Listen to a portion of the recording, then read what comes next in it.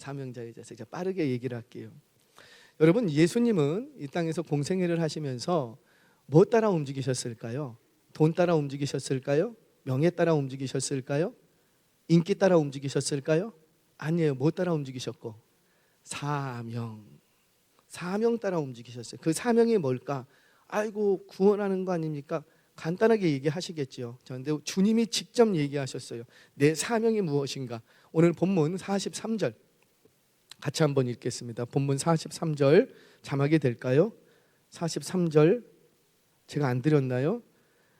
오늘 같이 한번 읽겠습니다. 43절 시작. 예수께서 이르시되 내가 다른 동네에서도 하나님의 나라 복음을 전하여야 하리니 나는 이 일을 위해 보내심을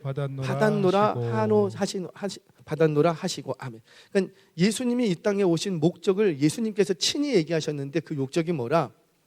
자막을 띄워주세요. 이분들은 자막을 봐야지 입이 열리시니까. 자막을. 목적이 뭐라? 하나님 나라의 복음을 전하려고 내가 여기 왔다라는 거예요. 그게 예수님이 이 땅에 오신 목적이라는 거지요. 자, 그렇다면 하나님 나라의 복음이 도대체 뭘까? 복음이 뭐예요?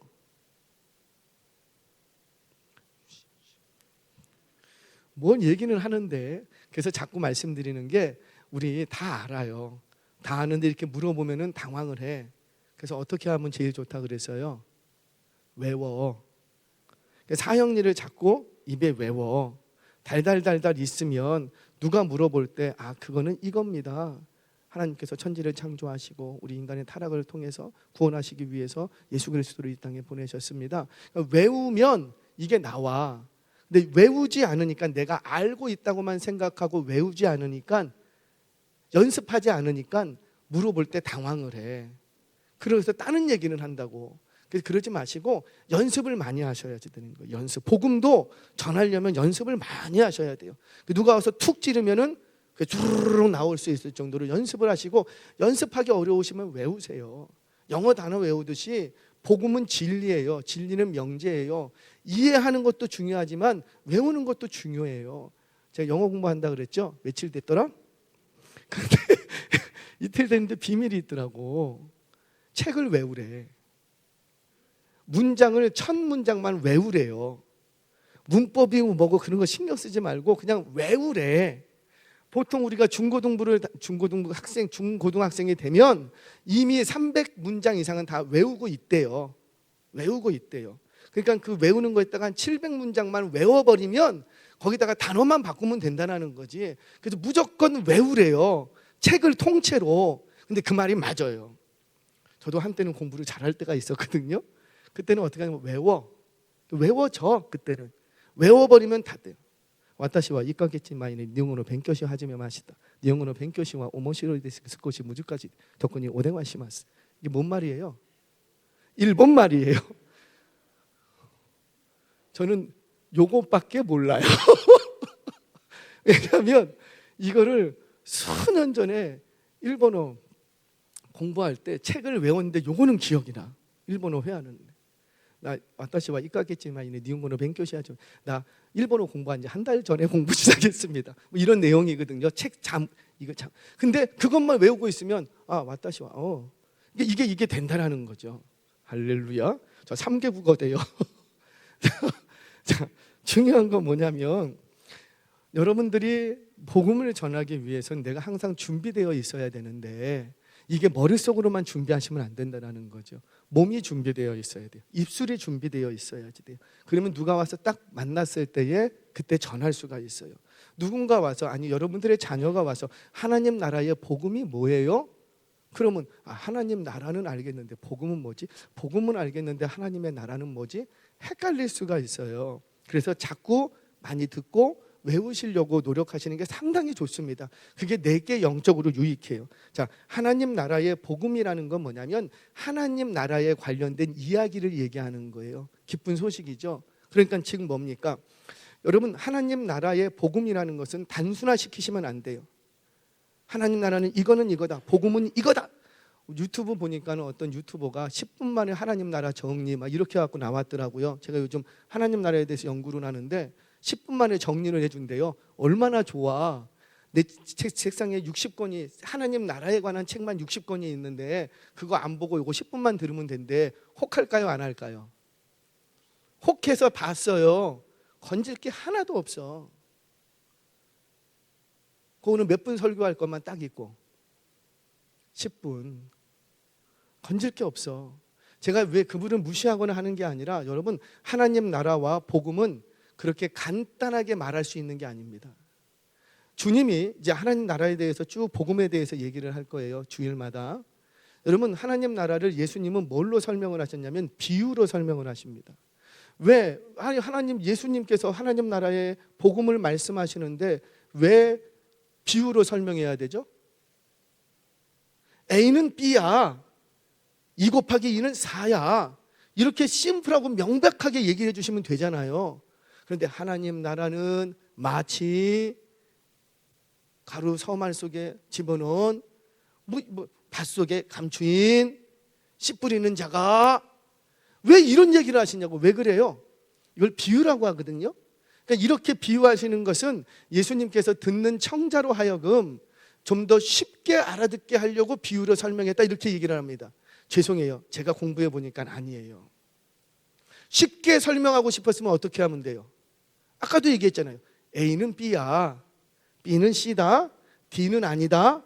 이렇게 얘기하자면 제일 쉬워. 3살짜리도 알아들어. 그런데 예수님께서는 하나님 나라를 그런 식으로 설명하지 않고요, 빌빌 꽈서 비유로 설명합니다. 누가 비유 듣자고 했어요? 그냥 직접 얘기하시면 되지. 왜? 하나님 아버지의 아들 예수님은 어디서 오셨고? 하늘에서 오셨잖아요. 당신은 가보셨잖아요. 계셨잖아요. 나는 안 가봤지만. 그러면 우리에게 얘기해 주실 때 당신께서 본 그대로 그냥 얘기해 주시면 되잖아요. 그런데 우리 주님은 하나님 나라에 대해서 그렇게 얘기하지 않습니다. 비유로 설명해요. 그러니까 뭘 얘기하냐면 이거는 쉽게 가르쳐 주려고 비유로 얘기한 게 아니라는 거죠. 그럼 왜 비유로 얘기했느냐? 주님이 그 말 끝에 이렇게 얘기합니다. 귀 있는 자는 들을지어다. 귀가 없으면 못 들어. 그 얘기를 하십니다. 자, 왜 비유로 하나님 나라의 복음을 설명하시는가? 우리 성경 보겠습니다. 마태복음 13장 11절 13절 시작.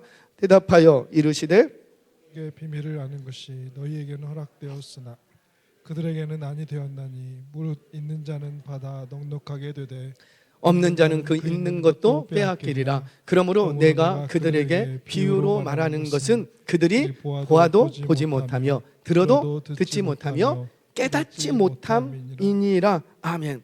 자, 조금 더 이어지죠. 마태복음 11장 25절 26절 같이 한번 읽겠습니다. 시작. 그때에 예수께서 대답하여 이르시되 천지의 주제이신 아버지여, 이것을 지혜롭고 슬기 있는 자들에게는 숨기시고 어린 아이들에게는 나타내시니 감사하나이다. 옳소이다. 이렇게 된 것이 아버지의 뜻이니이다. 아멘.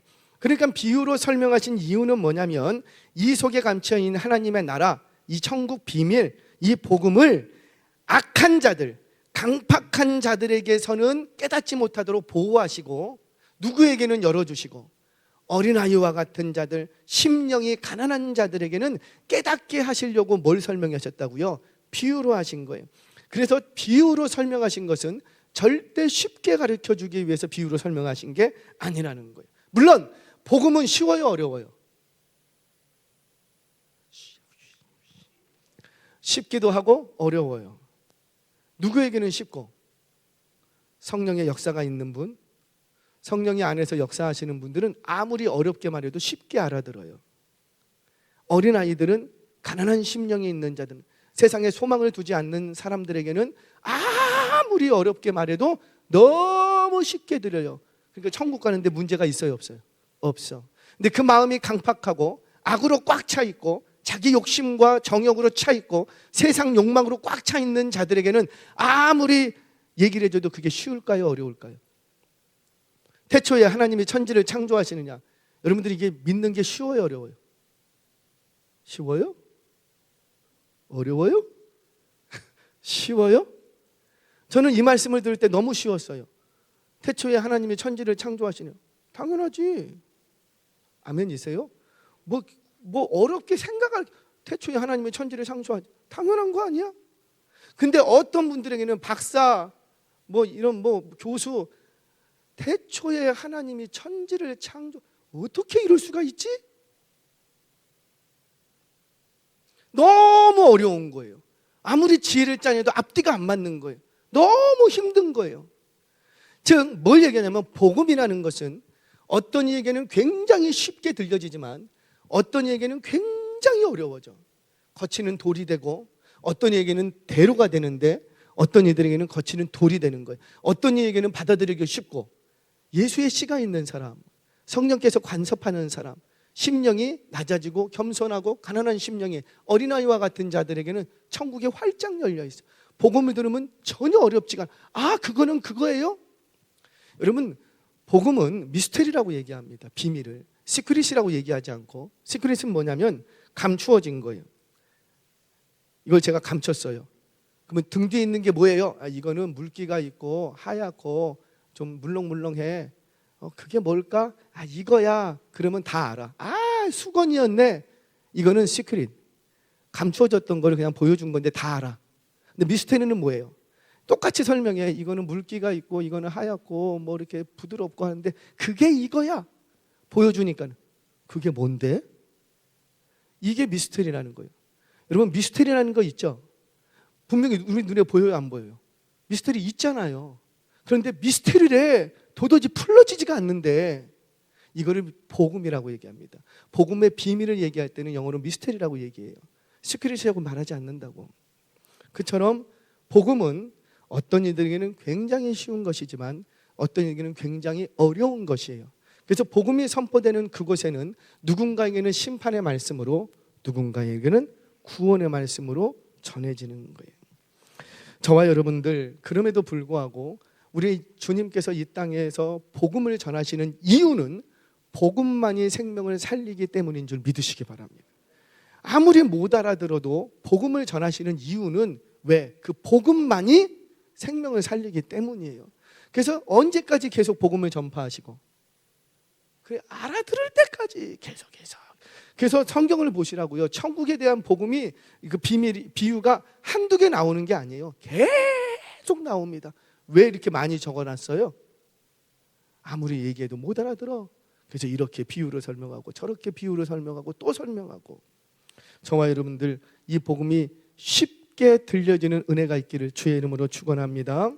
자, 이처럼 이 복음이 전파되는 곳에 생명의 역사가 일어나는데 그 복음을 전파해서 생명의 역사를 일으키는 사람들을 사명자, 이렇게 얘기를 합니다. 사명자는 일만 하는 사람이 아니라고요. 반드시 사명자는 그 사역 속에서 생명을 살리는 일들이 벌어지는 거예요. 그래서 사명자라고 합니다. 그러면 도대체 어떻게 해야지 이 사명을 잘 감당하는 사람이 될 수 있을까? 사명자의 자세 두 가지만 오늘 짧게 얘기할게요. 첫 번째 우리 31절 말씀 같이 한번 읽어볼까요? 31절 시작. 갈릴리의 가버나움 동네에 내려오사 안식일에 가르치심에. 어디서 가르치셨을까요? 오늘 33절에 보니까 회당에서 가르치셨어요. 대부분의 랍비들은 성인이 되면 남자들은 회당에서 신앙교육을 받습니다. 신앙교육을 받고, 그러니까 이스라엘 사회에서 예수님 당시에 신앙교육을 받는 곳은 세 곳이었어요.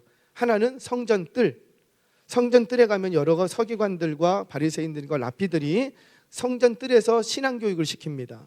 두 번째는 가정, 집에서 교사를 데려놓고 신앙교육을 시킵니다. 세 번째는 회당, 성인이 되면 유대인 남자는 12세가 되면 성인, 여자는 13세가 되면 성인이 됩니다. 조금 나이가 달라요. 그러면 12세 성인이 되면은 유대 그 회당에 들어가서 성인이 됐기 때문에 누구라도 성경 두루마리를 펼쳐서 읽고 가르칠 수 있었어요. 예수님도 성인이셨기 때문에 그 회당에 들어가셔서 성경을 두루마리를 꺼내셔서 이렇게 펼쳐서 읽고 가르치십니다. 여러분, 예수님은 아무 데서나 사역을 시작하지 않으셨다고요. 반드시 사역의 터전이 있어요. 아까도 얘기했죠. 옛날에는 100년 전에는 터전이 없었기 때문에 다 맨 땅에다 곡괭이질을 해야 됐지만 지금 100년이 지난 지금은 뭐가 있다고요? 교회 터전이 있다는 거죠. 그 터전 위에서부터 시작을 하면 된다는 거예요. 예수님께서도 복음을, 하나님 나라의 복음을 예수님이에요. 하나님의 아들이에요. 그 누구보다도 잘하시는 분인데 그분이 어디서부터 사역을 시작하시냐면 회당에 가셔서 가르치십니다. 항상 어느 마을을 가시든지 간에 그 마을에 들어가서 회당을 찾으시고 그 회당에서 하나님 나라의 복음을 가르치셨어요. 물론 때때로는 빈들에서도 가르치시고 배 위에서도 가르치시지만 주로 예수님이 말씀을 가르치시는 거점, 장소, 터전이 있는데 그게 뭐였더라? 회당. 특별히 갈릴리에서는 가버나움이라는 동네가 당신의 거점 도시였어요. 그래서 가버나움에서 사역을 하시고 가버나움에서 출발을 하셔서 다른 동네에 가셨다가 사역을 하시고 다시 어디로 오시고 가버나움, 또 다른 데 갔다가 사역하시고 어디로 오시고 가버나움. 이 가버나움이 예수님의 사역의 거점 도시였고 그리고 그 거점되는 장소는 어디였냐면 회당이었습니다. 오늘 복음에도 우리 이미 4장에서 뭐 14절에서도 쭉 나타나죠. 갈릴리에 돌아오셔서 사역을 하시는데 어디서부터 시작하시냐면 회당에 들어가시는 이야기로부터 시작이 됩니다. 이처럼 예수님은 아무 데서나 시작을 하지 않고 거점을 갖고 있었다는 거예요. 이 모습은 바울에게서도 그대로 나타납니다. 바울도 안디옥에서 출발을 해요. 그리고는 사역을 하면 반드시 어디로 돌아오고 다시 안디옥으로, 그리고 다시 준비를 하고 쉼을 갖고 다시 준비를 해서 정비를 해서 또 출발을 합니다. 2차 전도 여행 끝나면 다시 어디로 오고 또 안디옥으로 오고 또 3차 또 출발을 하고 다시 어디로 오고 안디옥. 이런 식으로 안디옥이 그의 거점 도시였어요. 거점 도시. 예수님도 그렇게 했습니다. 자, 그런데 중요한 건 뭐냐면 이 회당이라는 곳이 어떤 곳이에요? 오늘날로 말하자면 뭐하고 같고? 그렇죠, 교회죠. 신앙교육을 전문제로 하는 곳, 기도하는 장소, 예배하는 장소. 즉 회당이라는 것은 하나님의 지혜가 넘치는 곳이고 하나님에 대한 지식이 넘치는 곳이에요. 그러니까 내가 하나님을 알려면 어디 가면 되고, 그렇죠, 회당에 가면 하나님을 아는 사람들이 엄청 많아. 그래서 내가 하나님을 알고자 하면 회당에 가면 돼. 근데 예수님이 그 회당에 가셔서 하나님의 아들이 누군지를 얘기를 해줬어요. 그랬더니 이들이 알아들어요? 못 알아들어요? 못 알아들어. 하나님은 아는데 하나님의 아들은 모르겠다는 거예요. 또 어떤 때는요, 이 회당이라는 곳에 한쪽 손 마른 자를 딱 집어넣어 놓고 예수님이 안식일에 병자를 고치나 안 고치나 올무를 딱 쳐로 곤벌술수가 난무하는 곳이 회당이었다는 거죠. 원래 회당은 그런 곳이에요? 아니면은 그런 곳이 아니어야지 돼요? 아니어야 되죠. 하나님 나라의 복음을, 하나님을 알려주는 곳인데, 또 어떤 때는요, 오늘 본문에 나오는 것처럼 이 회당에 뭐가 있냐면 귀신이 자리 잡고 있더라는 거예요. 여러분, 회당에, 교회에 귀신이 자리 잡고 있으면 돼요, 안 돼요? 안 되는 거잖아요. 자, 오늘날 교회로 갖고 왔어요. 제가 회당이라는 곳은 하나님을 밝히 알려주는 곳이에요. 그러니까 교회는 하나님을 밝히 알려주는 곳이에요. 하나님의 말씀을 강론하는 것이에요. 그런데 문제는 뭐냐면 하나님의 말씀을 알려줘도 예수님을 다 모르더래. 하나님을 아무리 많이 가르쳐주고 하나님을 찬양하고 예배하는 이 공동체가 모여 있는데도 불구하고 누구를 모르더라? 예수님을 모르더라는 거예요. 오늘날 교회가 그런 모습으로 간다는 거죠. 하나님에 대해서는 얘기를 해주고 천국에 대해서, 예배에 대해서는 얘기를 했는데 정작 그 회중 속에는 예수님이 있더라 없더라? 없더라는 거예요. 교회가 사랑이 넘치고 정직이 넘치고 은혜가 넘치고 그런 곳이 되어야 되는데 누구를 올무쳐야 될까? 골모순수가 난무하는 곳이 되어버리는 거예요. 교회는 거룩한 영이 주장하는 곳이 되어야 되는데 그곳에 누가 앉아있고? 귀신 들린 자들이 앉아있고. 오늘날 교회를 좀 보지요. 교회가 온갖 이권과 기득권 싸움에 난투장이 되어버렸어요. 그런데 교회에도요, 이런 기득권 싸움, 이권 싸움이 교회 안에서 끊어지지가 않아. 교회 안에서 서로 하나님을 위한다고, 교회를 위한다고 말들은 하는데 결국은 자신의 이권과 기득권을 지키기 위한 싸움으로 진흙탕이 돼버리고 말더라는 거죠. 그걸 보기 싫어서 요즘 젊은이들이 교회를 떠난다고 얘기를 해요. 리서치 조사로 나오는 거. 여러분, 설문조사는 다 믿을 수는 없죠. 그거는 어떤 조작에 의해서도 만들어질 수 있고 어떤 군중 심리를 이용해서, 그게 매스컴 아니에요? 몰아가는 것들. 요즘 한국 교회를 리서치를 해보면 젊은이들이 교회를 등지는 이유, 대표적인 이유가 교회에 실망했다는 거예요. 교회가 정직한 줄 알았더니 교회에 권모술수가 더 있고, 교회는 서로 베풀고 섬기고 나누는 곳인 줄 알았더니 가보니까 다 자기 밥그릇 챙기려고 바쁘고, 그 모습들을 보면서 젊은이들이 교회를 떠났대요. 저는 충분히 이해합니다. 그런데 여러분, 정말 그것 때문에 교회를 떠날까요? 속으시면 안 돼요. 왜 떠날까요? 믿음이 없으니까 떠나지. 은혜를 모르니까 떠나지. 여러분, 속으시면 안 돼요. 물론 그렇다고 해서 교회가 잘못이 없다는 건 아니에요. 역사 속에 있었던 교회는 모두가 다 허물투성이었어요. 그럼에도 불구하고 지금까지도 구원의 역사는 세상 속에 있는 어느 대기업을 통해서 이루어지지 않고, 세상 속에 있는 어떤 명문 대학을 통해서 이루어지지 않더라는 거죠. 지금도 생명의 역사, 구원의 역사는 다 어디를 통해서 이루어지고 있고, 그렇죠, 그 교회, 손가락질 받는 교회, 권모술수가 난무하고 귀신 달린들이 꽉 차 있는 그 교회, 그 교회를 통해서 지금도 구원의 역사가 이루어지고 있다는 거예요. 뭘 보여줍니까? 예수님께서는 자신을 잡으려고 하는 골무가 있는 그곳에 자기 발로 들어가십니다. 그리고 그곳에서 하나님 나라 복음을 전파하세요.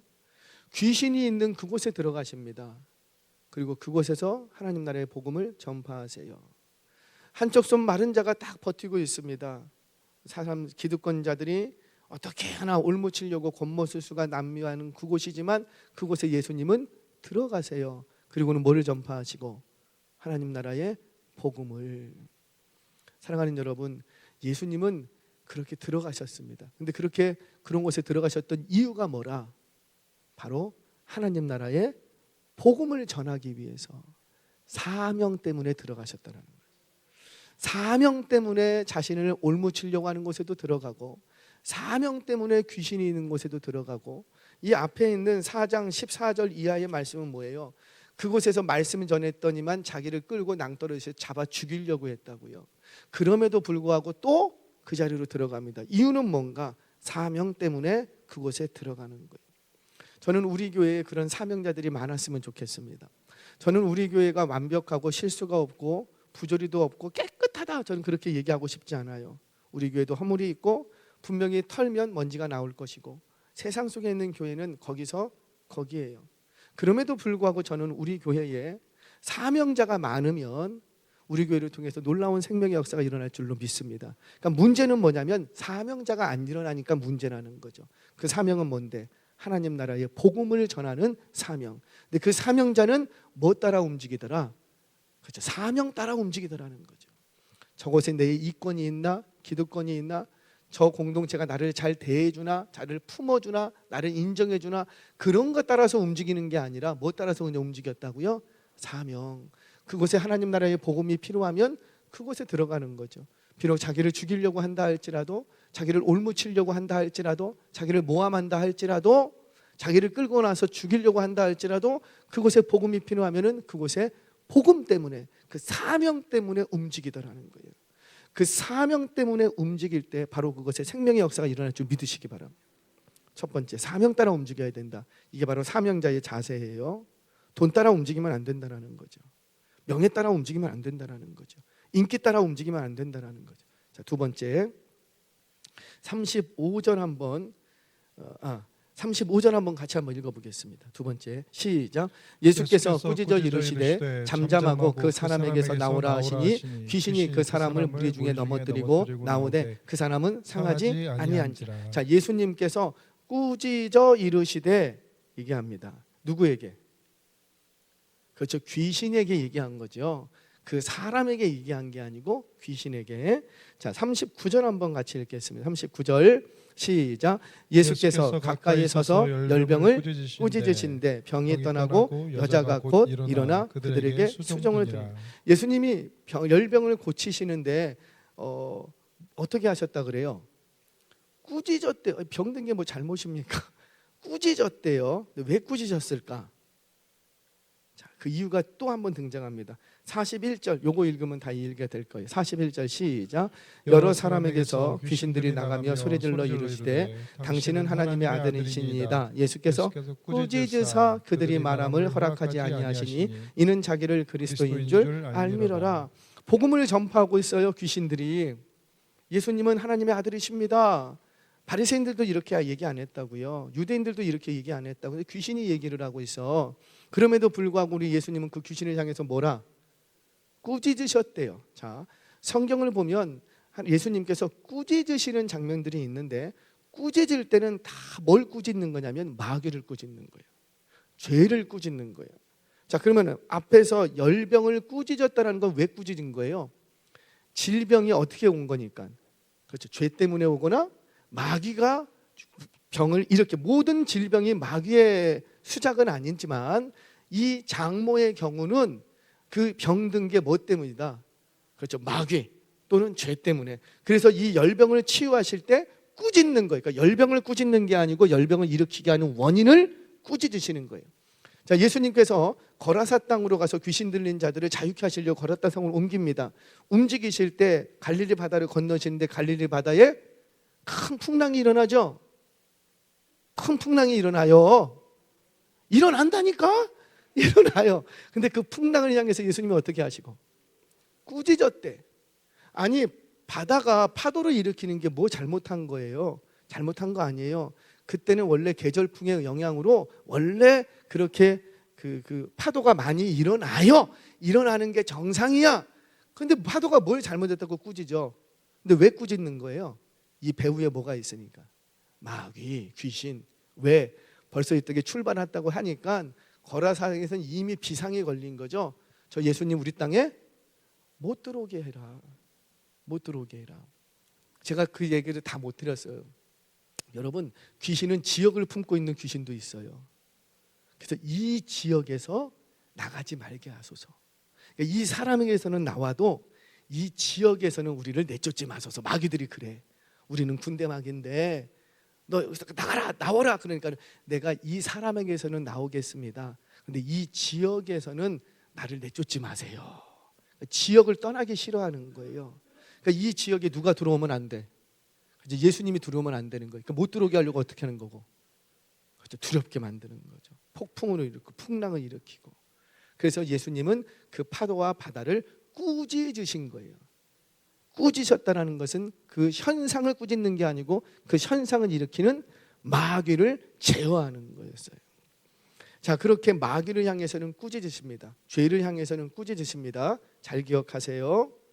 자, 그런데 그렇게 이 열병을 치유하고 나니까 이제 사람들이 막 고쳐달라고 병자들이 옵니다. 그때 예수님이 어떻게 하시는가 볼게요. 40절 요것만 하면 끝나요. 40절 시작. 해질 무렵에 사람들이 온갖 병자들을 데리고 나오매 예수께서 일일이 그 위에 손을 얹으사 고치시니. 잠깐만 띄어놔 주세요. 여기서 없어도 되는 단어를 첨부를 합니다. 뭘까요? 해질 무렵 한번 찍어봐. 일일이 해질 무렵 예수께서 나오매 예수께서 그 위에 손을 얹으사 고치시니. 이래도 아무런 문제가 없어요.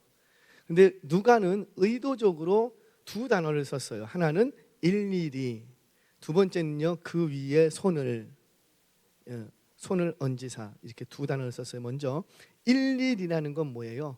한 사람 한 사람. 우리 예수님 병자 치유하는데 꼭 한 사람 한 사람 다루어야지 돼요? 그것이 필요 없어요. 다 앉아라, 치유받을지어다. 끝나. 말씀으로도 충분해. 권세 있는 말씀이. 아멘 하세요. 그런데 예수님은 자, 아까 귀신을 상대할 때는 어떻게 하시고 꾸짖으시고, 그런데 병자를 상대하실 때는 일일이 한 사람 한 사람. 얼마나 그 육신이 피곤해요. 해질 무렵까지 이렇게 하고 계시니 먹지 못하고 자지 못하고 쉬지 못하고 한 사람 한 사람. 저는 그래도 감사해요. 안수기도할 때 많이 나와야 뭐 50명도 못 나와요. 50명쯤 기도하는 거는 괜찮아요. 근데 이게 500명이 되면 어떻게 될까요? 저 혼자 아마 어려울 거예요. 예수님은 수많은 병자들이 오는데 한 사람 한 사람 일일이 치료하십니다. 이게 바로 주님이 고통당하는 영혼을 대하는 자세라는 거죠. 자, 귀신과 죄에 대해서는 책망하지만 고통당하는 영혼에 대해서는 예수님이 어떻게 하시고 사랑과 긍휼의 마음으로 대하셨다는 거죠. 여기에 정말 그런가 오늘 또 하나의 비밀이 있어요. 자막 한 번만 더 띄워주세요. 40절 한 번만 더 띄워줘 보세요. 40절 자, 한 번 더 읽겠습니다. 시작. 해질 무렵에 사람들이 온갖 병자들을 데리고 나오매 예수께서 일일이 그 위에 손을 얹으사 고치시니 아멘. 자, 일일이는 우리가 이해가 됐어요. 그 위에라는 건 어디를 얘기할까요? 머리 위에가 아니고 그 환부, 머리, 팔다리, 어깨, 무릎 그 위에 병자가 왔으니까 그 위에 물론 머리 위도 될 수도 있어요. 몸뚱아리 위가 될 수도 있어요. 여하튼간에 환자들이 왔을 때 그 위에 손을 얹었는데 여기서의 손은 우리는 안수를 생각을 해요. 저는 안수 이거 마이크 대고 안수하는 걸 별로 안 좋아하거든요. 안수는 두 손으로 하는 거예요. 지금 여기서 그 위에 손을 영어 성경을 보면 그 hands로 돼 있어요. His hands. 즈가 뭐죠? 복수.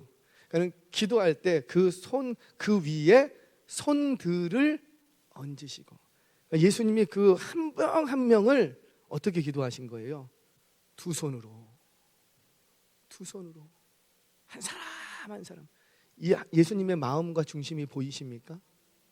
얼마든지 한 손으로 할 수도 있어요. 양손이 있으니까 두 명씩 할 수도 있어. 그런데 한 사람 한 사람을 양손을 가지고 한 사람 한 사람을 기도하면서 치유해 주시더라는 거예요. 이게 뭡니까? 바로 고통당하는 영혼들을 향한 주님의 일관성 있는 마음이라는 거예요. 사랑과 긍휼. 자, 두 번째 사명자의 자세가 여기에 있습니다. 사명자가 생명의 역사를 일으키는 사명자는 첫 번째는 사명 따라 움직여야 된다. 두 번째는 죄에 대해서 마귀에 대해서는 꾸짖지만 고통당하는 영혼에 대해서는 사랑과 긍휼로 대해야 된다. 그런데 우리는 힘이 없고 내 앞에서 좀 굽신거리면 사랑과 긍휼이 아니라 꾸짖고 억압과 착취로 대하고 좀 힘 있어 보이고 나보다 강한 것 같으면 그 자리에서 아무리 잘못됐어도 꾸짖어요, 안 꾸짖어요? 안 꾸짖어. 그래서 우리의 자녀들의 인생을 망치는 거예요. 우리의 인생을 어렵게 만드는 거예요. 죄에 대해서는 어떻게 해야 되고 꾸짖고 마귀에게 대해서는 어떻게 하고 꾸짖고.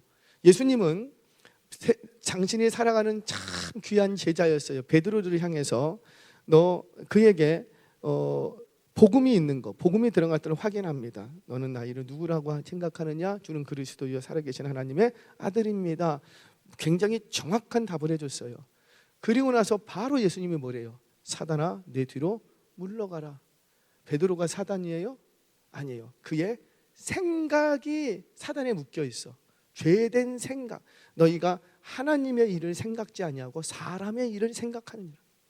베드로는 예수님을 사랑해서 했다고. 제발 죽지 마세요. 십자가 지러 가지 마세요. 베드로는 예수님을 사랑해서 얘기했던 거라고요. 그런데 그 얘기를 듣고 예수님은 뭐라? 사단아 내 뒤를 물러가라. 꾸짖었어요. 왜? 그의 생각이 나를 사랑한다라는 포장은 있지만 그 이면에는 뭐가 움직인 거였고? 마귀. 사단 마귀가 있는 것을 알았기 때문에. 그래서 사단 마귀를 향해서는 꾸짖어요. 그러나 사단 마귀를 향해서는 꾸짖지만 고통당하는 영혼에 대해서는 어떻게 하고? 그렇죠. 사랑과 긍휼로 대하더라는 거예요. 그렇게 할 때 비로소 생명의 역사는 일어나는 겁니다. 저와 여러분, 우리 교회 여러 가지 부족한 것도 많고 채워가야 되는 것도 많이 있겠지만 무엇보다도 사명자가 많이 일어나기를 바랍니다. 하나님 나라를 꿈꾸세요. 내가 일평생 하나님 나라의 복음을 전하는 인생을 살겠다. 비전을 가지세요. 꿈을 가지세요. 결혼도 그 꿈을 향해서, 직장을 가져야 된다면 그 꿈을 이루기 위해서 직장을 갖고, 내가 정말 건강해야 된다면 그 꿈을 이루기 위해서, 하나님이 주신 비전을 이루기 위해서 건강도 있어야 되겠고, 구하지 않은 것까지 내가 더하여 주리라. 왜? 우리가 뭘 품고 기도하기 시작하면 하나님이 주신 사명, 하나님의 비전, 그런 저와 여러분 되셔서 이 시대 속에서 여러분들을 통해서 숱한 생명의 역사가 일어나길 주의 이름으로 축원합니다.